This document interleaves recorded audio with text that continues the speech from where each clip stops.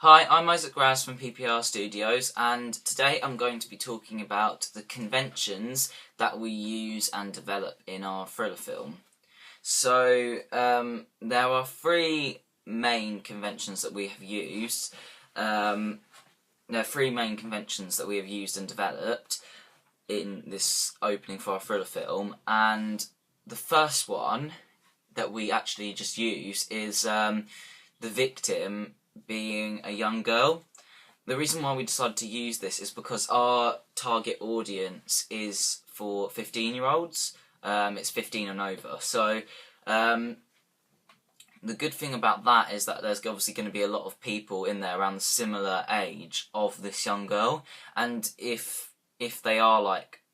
adults like around 30, 40 mark, which we are also hoping to watch this as well, they'll kind of sympathise and find it quite like unnerving that this girl got attacked as well, because obviously they might have children or might know people that have children or nephews or something who are around or nieces around the same, who are around the same age. So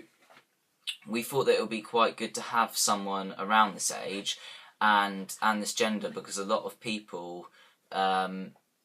will feel like they'll have somebody in their life who are very similar, so it will kind of like it will just make them sympathise with the character a bit more, and make them feel sorry for her a bit more.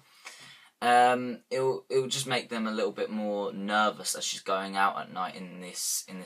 like woodland area. The other one that we decided to use was the idea of having the setting of like being quite rural. So there are like you can hear cars a little bit, and you can hear like kind of town life in the background, and you can see houses when she's on the bridge. But having that kind of like she's gone out from like the village bit into like this kind of more rural area kind of makes you feel like why is she going out? Particularly in the first scene, like why is she going out in like in that kind of like clothing, and like that's like clothing like and shoes for like going out in like out on like around somebody else's house, or going out to town. It's not really suitable for walking around in the middle of a wood, so it does make people kind of feel like the two don't fit, and that does make you quite nervous when you're watching her just walking around trying to get reception on her phone. Again, one more, like, the reason why we tried to do this is because it just makes people quite nervous. Again, just to see her really, as you can see on the screen, like it makes you feel like quite unnerved when she's just walking around in the middle of the night, and when it pans over to her being dead, it does kind of like look very, very like odd, like it kind of like just makes you feel really, really sorry for her, just because she's just lying there and she obviously wasn't expecting it, and it's kind of like it's really strongly highlighted by the fact that these two don't really go together, like the costume and the setting, they shouldn't almost be there. They like it just makes it seem more obvious and makes you feel a lot more sorry for her and makes you a lot more nervous for her, really. I kind of took inspiration from this one, I guess, from this French program called Les Revenants, particularly from the first episode, because there's this girl called Camille who is walking around this rural area, and she's kind of like climbing over this cliffside, and she doesn't know what's happened, and it's kind of like very similar to, even though they're not similar stories, like this like is a completely different situation. The fact that they're in like a really unknown, they're in like a kind of like really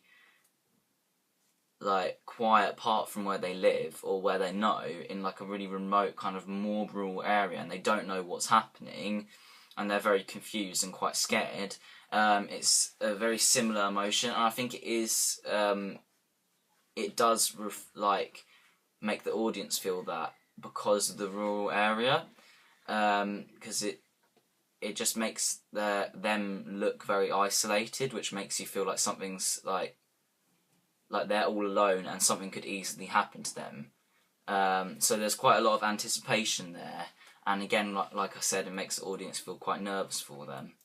So another convention that we actually decided to develop instead of use was one where the killer is someone that the victim actually knows. So in a lot of thrillers, particularly TV dramas, they'll have like a group of people that this person knows, and then they'll have the attacker like at the start and maybe flashbacks and stuff like that. But you won't actually like know that the killer is somebody in their friendship group. Like, it will be a shock at the end. And we decided to use it and like develop it quite differently so that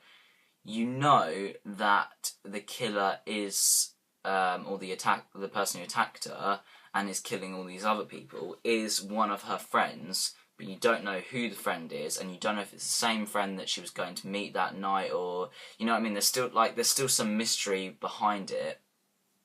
and all you know is what his voice sounds like. So there's a lot of room for mystery in this thriller film because the audience will kind of be always on the edge of their seat. And a lot of the time going back and forth between ideas of who this person is. Like, if they see an over-the-shoulder shot of like one of her friends, they'll think that that person is the killer, and if that happens a lot through the film, they'll think that because it's happened a lot, oh, that person can't be the killer. So there'll be a lot of going back and forth between like, oh, is it that person, is that person, is like, you know, like there'll be a lot of flashbacks and stuff like that. And that makes an audience member quite nervous. I kind of took a little bit of inspiration from a film called Momentum by Christopher Nolan, and in that film it's constantly got flashbacks of him on the phone, and it's not necessarily that you know that he's the killer or something, or you think that he's this person who killed his wife or whatever, but you're always a little bit suspicious of it because he always seems like whenever there's like scenes of this main character doing something or acting out, it always goes back to this room, and it's always set in black and white as well, so it's always like gets the feeling like this has happened way in the past, and almost that is the memory that he's reflecting on, rather than that's the character then and he's reflecting on all the other stuff that's happening in the present day. It's very weird, and it makes you really, because of that weird feeling, it makes you really suspicious of this one guy. So those are the conventions that we have used and developed throughout our thriller film. If you want to watch any of our other videos, please check on our blog.